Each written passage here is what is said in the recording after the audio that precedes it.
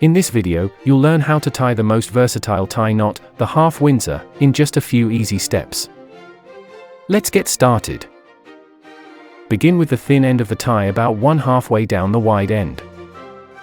This will vary depending on your height, so you'll have to play around with the lengths. First, cross the wide end over the front of the thin end. Now take the wide end and cross it back behind the thin end. Then bring it up over the front and through the opening around your neck.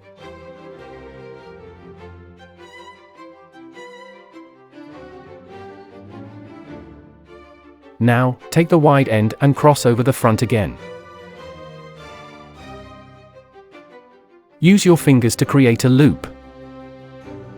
Then, bring the wide end up the neck loop from underneath and tuck it through the loop you created in the front. Pinch the top section here while pushing in with your index finger. This will help create a more pronounced dimple. Gently pull down to tighten the knot. Adjust the knot as needed to get a nice triangle shape. Now take one hand and gently cut the knot. Grab the short end with your other hand. Pull the short end down as you guide the knot up to your neck. Adjust as needed. Looking quite dapper, aren't we?